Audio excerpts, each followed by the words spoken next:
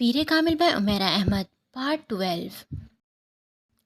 उमेमा को medical college में चंद रोज़ हुए थे जब एक वीकेंड पर इस्लामाबाद आने के बाद इसने रात जैनब के घर फ़ोन किया। बेटा, मैं जैनब को बुला कर लाती हूँ, तुम होल्ड रखो। जैनब की अम्मी फ़ोन रख कर चली गईं। वो रिसीवर कान से लगाए इंतज़ार करने लगी।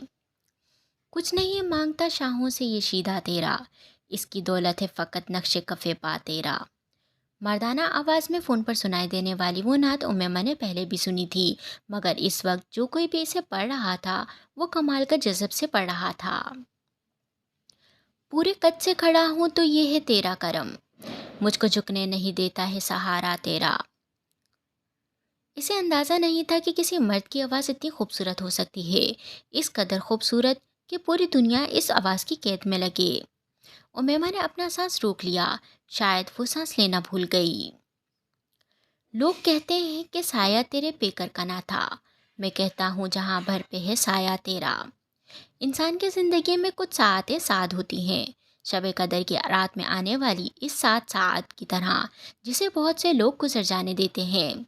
सिर्फ चंद इस सात के इंतज़ार में हाथ उठाए और झोली फैलाए बैठे होते हैं। इस सात के इंतज़ार में जो जलते हुए पानी को रोक दे और रुके हुए पानी को रवा कर दे, जो दिल से निकलने वाली दुआओं को लबों तक आने से पहले ही मुकद्दर बना दे। उमैमा हाशिम की ज़िंदगी में वो सात शब कदर की किसी रात को नहीं आई थी। ना इसने इस सात के लिए कोई हाथ उठाए, ना झोली फैलाई थी।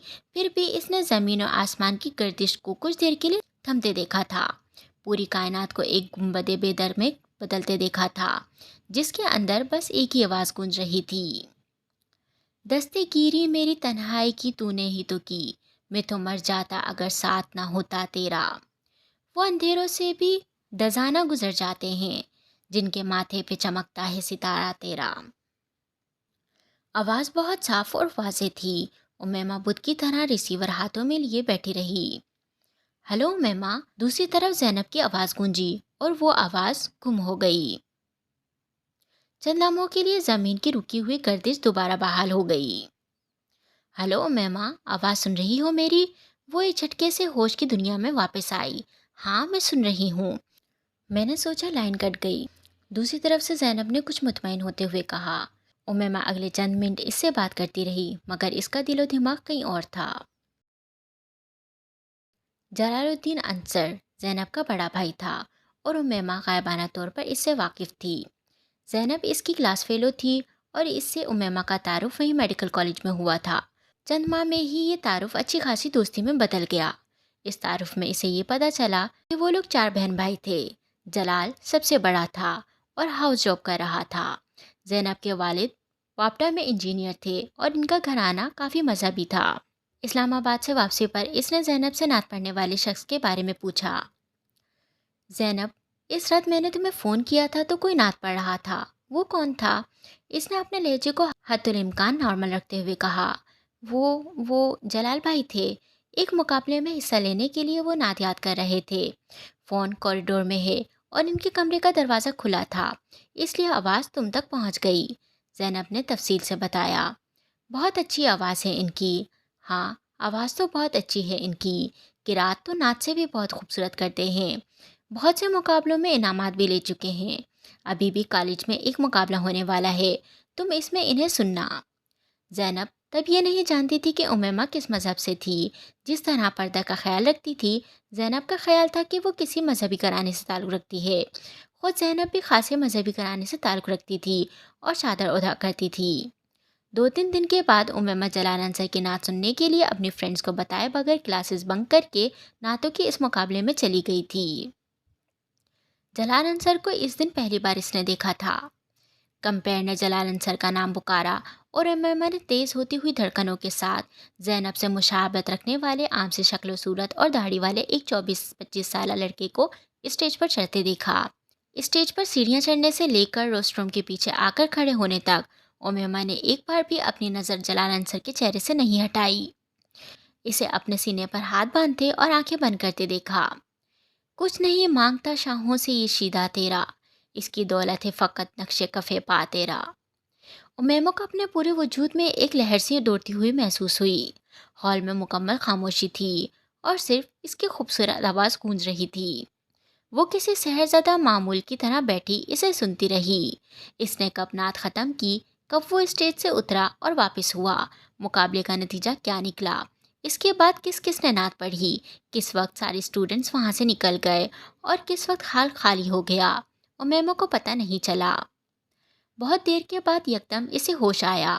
اس وقت اپنے ارد گرد دیکھنے پر اسے احساس ہوا کہ وہ ہال میں اکیلی بیٹھی تھی۔ میں نے کل تمہارے بھائی کی نعت پڑھتے سنا تھا، امیمہ نے اگلے دن زینب کو بتایا۔ اچھا، انہیں پہلا انعام ملا ہے۔ زینب نے اس کی بات پر مسکرات کر اسے دیکھا۔ بہت خوبصورت نعت پڑھی تھی انہوں نے۔ کچھ دیر کی خاموشی کے بعد امیمہ نے پھر اس موضوع پر بات کی۔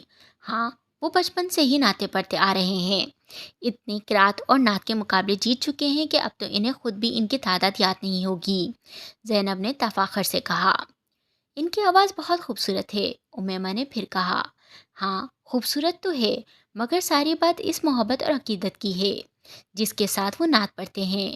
انہیں حضور اکرم صلی اللہ علیہ وآلہ وسلم سے عشق ہے، اتنی محبت کہ جس کی کوئی حد نہیں۔ قرات اور نعت کے علاوہ انہوں نے کبھی کوئی چیز نہیں پڑھی، حالانکہ اسکول اور کالجز میں انہیں بہت مجبور کیا جاتا رہا، مگر ان کا ایک ہی جواب ہوتا کہ جس زبان سے میں حضرت محمد مصطفیٰ صلی اللہ علیہ وآلہ وسلم کا قصیدہ پڑھتا ہوں، اس زبان سے کسی اور شخص کا قصیدہ نہیں پڑھ سکتا۔ محبت تو ہم بھی حضور اکرم صلی اللہ علیہ وآلہ وسلم سے کرتے ہیں، مگر جیسی بھائی کرتے ہیں ویسی محبت تو ہم میں سے کوئی بھی نہیں کر سکتا۔ پچھلے 10 سالوں میں ایک بار بھی انہوں نے نماز قضا نہیں کی، ہر ماہ ایک قرآن پاک پڑھتے ہیں۔ تم تو نعت کی تعریف کر رہی ہو، اگر ان سے تلاوت سن لو تو، وہ بڑے فخر سے بتا رہی تھی۔ امیمہ چپ چاپ اسے دیکھ رہی تھی۔ اس نے زینب سے اس کے بعد کچھ نہیں پوچھا۔ اگلے دن وہ صبح کالج جانے کے لیے تیار ہونے کے بجائے اپنے بستر میں گھسی رہی۔ جویریہ نے خاصی دیر کے بعد بھی اسے بستر سے برآمد نہ ہوتے دیکھ کر جھنجھوڑا۔ اٹھ جاؤ امیمہ، کالج نہیں جانا کیا؟ دیر ہو رہی ہے۔ نہیں، آج مجھے کالج نہیں جانا۔ امیمہ نے دوبارہ آنکھیں بند کر لی۔ کیوں؟ جویریہ کچھ حیران ہوئی۔ میری طبیعت ٹھیک نہیں ہے، امیمہ نے کہا۔ آنکھیں تو بہت سرخ ہو رہی ہیں تمہاری، رات سوئی نہیں تم؟ نہیں، نیند نہیں آئی، اور پلیز اب مجھے سونے دو، امیمہ نے اس کے کسی اور سوال سے بچنے کے لیے کہا۔ جویریہ کچھ دیر اسے دیکھ رہے رہنے کے بعد اپنا بیگ اور فولڈر اٹھا کر باہر نکل گئی۔ اس کے جانے کے بعد امیمہ نے آنکھیں کھول دیں۔ یہ بات ٹھیک تھی کہ وہ ساری رات سو نہیں سکی تھی، اور اس کی وجہ جلال انصر کی آواز تھی۔ وہ اپنے ذہن کو اس آواز کے علاوہ اور کہیں بھی فوکس نہیں کر پا رہی تھی۔ جلال انصر، اس نے زیر لب اس کا نام دہرایا۔ آخر اس کی آواز کیوں مجھے اس قدر اچھی لگ رہی ہے کہ میں اسے اپنے ذہن سے نکال نہیں پا رہی؟ اس نے الجھے ہوئے ذہن کے ساتھ اپنے بستر سے نکلتے ہوئے سوچا۔ وہ اپنے کمرے کی کھلی ہوئی کھڑکی کی طرف آ کے کھڑی ہوئی۔ میرے بھائی کی آواز میں ساری تاثیر حضرت محمد مصطفیٰ صلی اللہ علیہ وآلہ وسلم کے عشق کی وجہ سے ہے۔ اس کے کانوں میں زینب کی آواز گونجی۔ آواز میں تاثیر اور عشق، اس نے بے چینی سے پہلو بدلا۔ سوز، گداز، لوچ، مٹھاس، آخر کیا تھا اس کی آواز میں؟ وہ اٹھ کر کھڑی ہوئی اور باہر دیکھنے لگی۔ دنیا عشق اللہ سے شروع ہوتی ہے اور عشق رسول صلی اللہ علیہ وآلہ وسلم پر ختم ہو جاتی ہے۔ اسے ایک اور جملہ یاد آیا، عشق رسول صلی اللہ علیہ وآلہ وسلم۔ اس نے حیرانی سے سوچا، عشق رسول صلی اللہ علیہ وآلہ وسلم یا عشق محمد صلی اللہ علیہ وآلہ وسلم؟ یکدم اسے اپنے عجیب سناٹا سا اترتا محسوس ہوا۔ اس نے اس سناٹے اور تاریکی کو کھوجنا شروع کیا، اپنے اندر سیڑھی در سیڑھی اترنا شروع کیا۔ اسے کہیں کوئی روشنی نظر نہیں آئی۔ آخر وہ کیا چیز ہوتی ہے جو حضرت محمد مصطفیٰ صلی اللہ علیہ وسلم کا نام سننے پر لوگوں کی آنکھوں میں آنسو اور لبوں پر درد لے آتی ہے؟ عقیدت، عشق، محبت، اس میں سے کیا؟ مجھے کچھ کیوں محسوس نہیں ہوتا؟ میری آنکھوں میں آنسو کیوں نہیں آتے؟ میرے ہونٹوں پر درد کیوں نہیں آتا؟ میری آواز میں تاثیر؟ وہ لمحے بھر کے لیے رکی۔ اس نے زیر لب پڑھا، کچھ نہیں مانگتا شاہوں سے یہ شیدہ تیرا، اس کی دولت ہے فقط نقش کف پا تیرا۔ اسے اپنی آواز بھرائی ہوئی محسوس ہوئی۔ شاید ابھی جاگی ہوں اس لیے آواز ایسی ہے، اس نے اپنا گلا صاف کرتے ہوئے سوچا۔ اس نے ایک بار پھر پڑھنا شروع کیا، کچھ نہیں مانگتا۔ وہ ایک بار پھر رکی، اس بار اس کی آواز میں لرزش تھی۔ اس نے دوبارہ پڑھنا شروع کیا، کچھ نہیں مانگتا شاہوں سے یہ شیدہ تیرا۔ کھڑکی سے باہر نظریں مرکوز رکھتے ہوئے اس نے لرزتی بھرائی آواز اور کانپتے ہونٹوں کے ساتھ پہلا جملہ مکمل کیا، پھر دوسرا جملہ پڑھنا شروع کیا اور رکی۔ کھڑکی سے باہر خلا میں گھورتے ہوئے وہ ایک بار پھر جلال انصر کی آواز کو اپنے کانوں میں اترتی محسوس کر رہی تھی۔ بلند، صاف، واضح اور آذان کی طرح دل میں اتر جانے والی مقدس آواز، اسے اپنے گالوں پر نمی محسوس ہوئی۔ یکدم وہ اپنے ہوش و حواس میں آئی اور پتہ چلا وہ رو رہی تھی۔ کچھ دیر جیسے ہی بے یقینی کے عالم میں وہ اپنے دونوں ہاتھ کی انگلیاں دونوں آنکھوں پر رکھے دم بخود کھڑی ہو رہی۔ اس نے اپنے آپ کو بے بسی کی انتہا پر پایا۔ آنکھوں پر ہاتھ رکھے وہ آہستہ گھٹنوں کے بل وہیں زمین پر بیٹھ گئی اور اس نے پھٹ پھٹ کر رونا شروع کر دیا۔ انسان کے لیے سب سے مشکل مرحلہ وہ ہوتا ہے جب اس کا دل کسی چیز کی گواہی دے رہا ہو مگر اس کی زبان خاموش ہو، جب اس کا دماغ چلا چلا کر کسی چیز کی صداقت کا اقرار کر رہا ہو مگر اس کے ہونٹ ساکت ہوں۔ امیمہ ہاشم کی بھی زندگی اسی مرحلے پر آن پہنچی تھی۔ جو فیصلہ وہ پچھلے 2-3 سالوں میں نہیں کر پا رہی تھی، وہ فیصلہ ایک آواز نے چند دنوں میں کروا دیا تھا۔ یہ جانے، یہ کھوجے، یہ پرکھے بغیر کہ آخر لوگ کیوں حضرت محمد مصطفیٰ صلی اللہ علیہ وسلم سے اتنی محبت عقید رکھتے ہیں، آخر کیوں عشق رسول صلی اللہ علیہ وآلہ وسلم کی بات کی جاتی ہے۔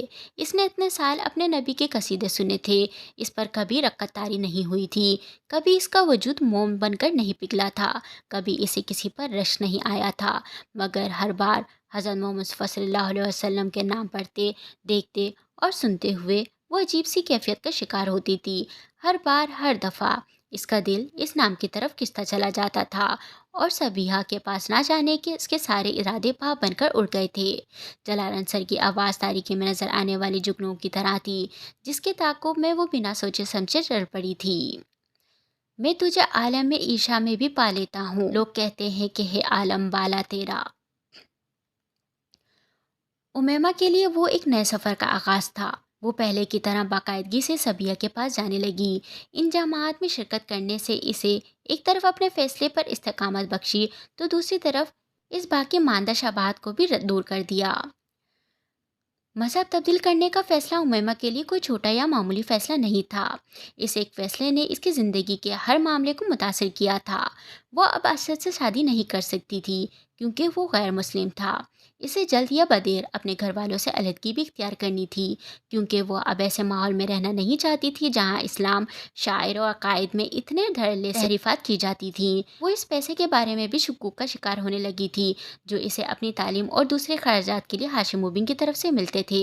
چند سال پہلے تک پریوں کی کہانی نظر آنے والی زندگی یکدم ایک ڈراؤنے خواب میں تبدیل ہو گئی تھی اور زندگی کے اس مشکل راستے کا انتخاب اس نے خود کیا تھا۔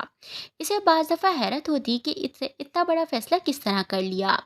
اس نے اللہ سے استقامت بھی مانگی تھی اور اسے استقامت سے نوازا گیا تھا، مگر وہ ابھی اتنی کم عمر تھی کہ خدشات اور اندیشوں سے مکمل پیچھے چھڑا لینا اس کے لیے ممکن نہ تھا۔